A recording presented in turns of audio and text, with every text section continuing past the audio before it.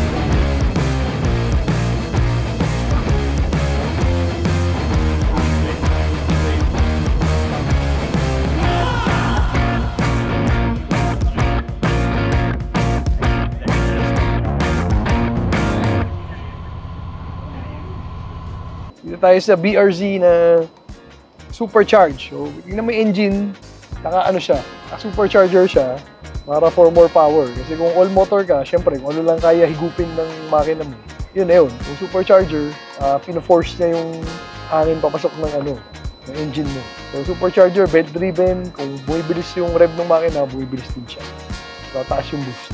Ito yung supercharger system, ito yung blower, yung mukhang turbo. Then, ito, relief valve, pagka sobra yung boost mo, bubukas yan, or pag bumitaw ka ng throttle, bubukas din yan dapat. So, stock airbox. Then, ayan, dito pupasok yung hangin. Pasok sa pressurize niya para punta sa intercooler. Then, pasok sa engine. So, yun. Ang usual na stock ng 86 na manual sa mga na-tune namin, umaabot ng 220 to 230 wheel horsepower. So ito, well, tingnan natin, nila naabot. Stock pa yung gitna ng exhaust niya, so medyo sakal yun for force induction. Pero yun nga, gusto kasi ni owner makita step by step yung modifications niya. So bago siya mag-exhaust na 3 inch na malaki, tingnan niya muna to.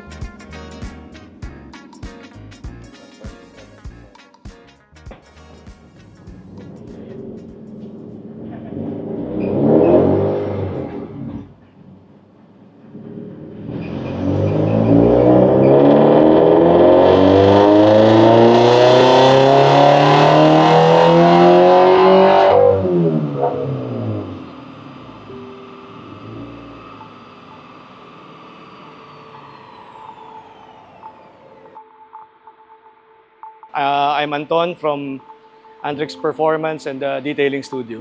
The one that we just did a tuning was a 2022-2023 BRZ.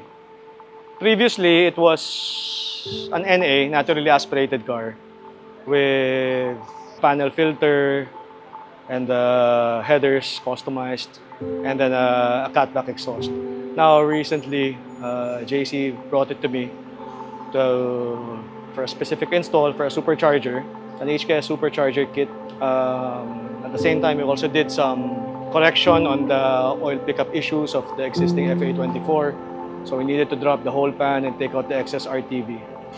Some oil cooler to keep up with the heat, and that's about it. Speedworks, definitely top tuners in the country. Smooth lahat, of course. From the build, they were coordinating with us, helping us every step of the way.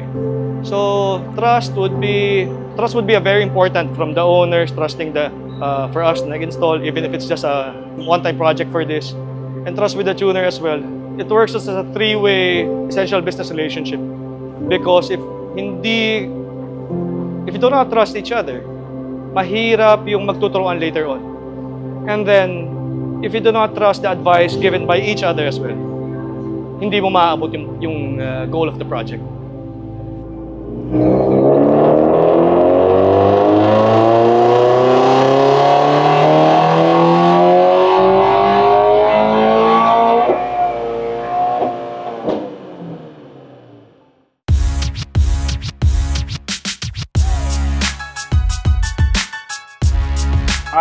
No, so basically, I'm JC with the Subaru Club of the Philippines.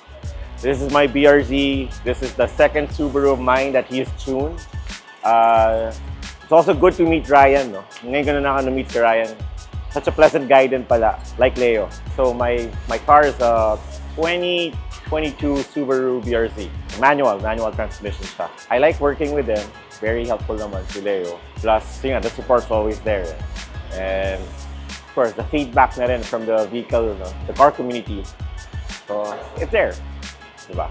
Oh, masaya ako. I'm happy. Kasi, yun nga, I came in with, you know, not expecting anything. Kasi nga, mahirap na yung mataas yung isip ko, diba? And then I go. So I'm very, very surprised, pleasantly surprised with what happened. So, you know, kita nyo naman kanina, I was smiling. Like, wow, yeah. Diba? So, ganun. I trust that guy to make kalikot, whatever, in my car, no? So, even if he had, you know, it was a first time for him. But, you know, magaling yung guy, eh. So, I go to Antrix. Hey, Antrix. So, ngayon, meron tayo ditong graph nung BRZ Gen 2 2.4 liter engine.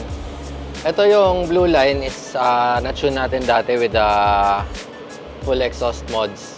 Except stock front pipe. Oh. So, ngayon, itong red, nagkabit lang sila ng HKS supercharger kit.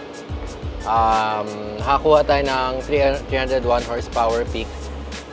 With gains sa torque sa whole power band mula low RPM hanggang high RPM. So that's roughly mga 76 horsepower gain. Tingin natin not bad na yun, maganda na yun for supercharger.